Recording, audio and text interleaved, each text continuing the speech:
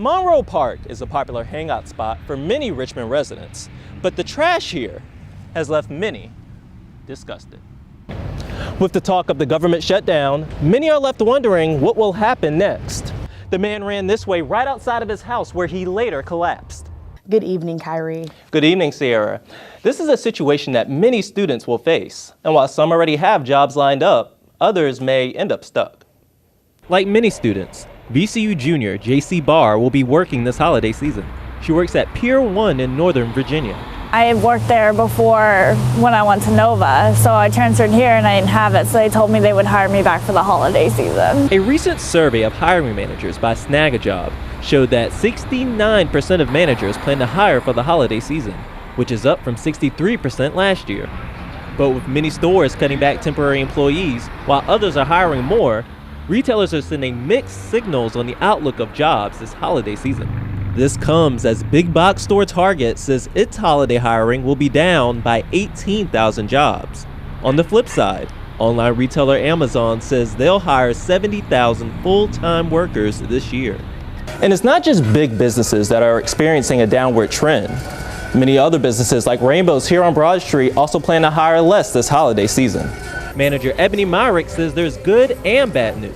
I see the sales economy is picking up. At the same time, it's descending where people are not spending as much as they usually do. Myrick told us that she thinks that it's more than just the economy that will affect people's spending habits.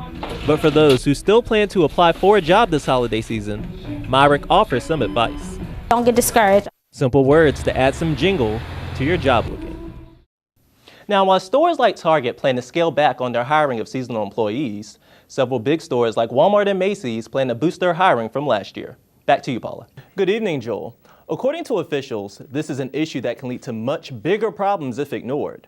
Pollution levels were high in past reports on the James, so this is something that they take very seriously.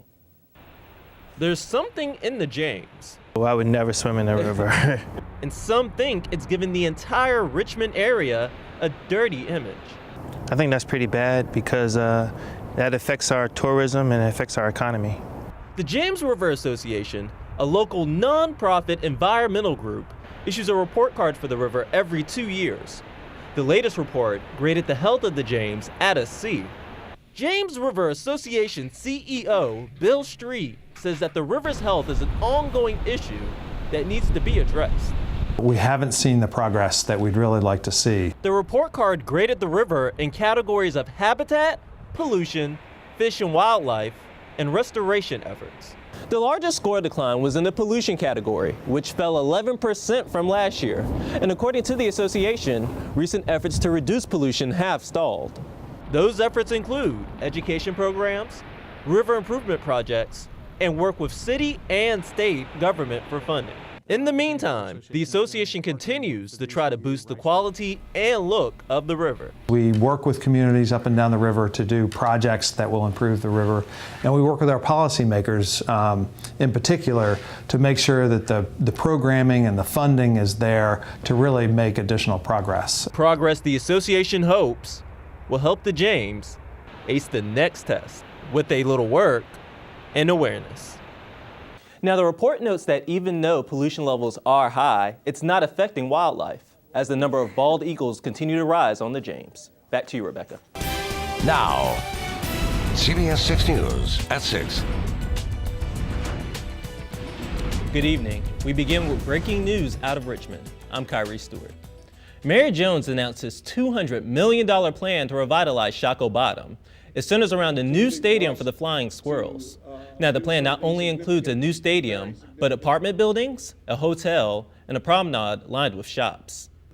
To be eligible for the program, you must be 60 years of age or over, and the pet must be at least 5 years old. Senior adopters are encouraged to contact the SPCA Adoption Center at 804-521-1307 for more information. And Natasha, I really hope a lot of seniors really take advantage of this. First, tell me more about what the Get on the Shelf competition is and how you got involved.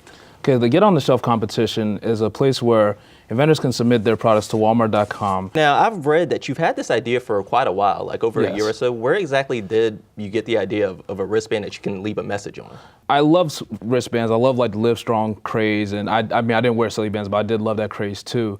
And I just felt like if I wanted a message that was tailored to me, there wasn't anything available for that. If I say I was having a terrible day, I couldn't show a wristband saying I was having a terrible day. Or if I'm a Colts fan, so if the Colts win a big game, I want to be able to promote that, and I couldn't do that with the wristbands that were available. All right, well, this is a very unique idea, and I hope you sell many. Thank you very much for having me. Thank you.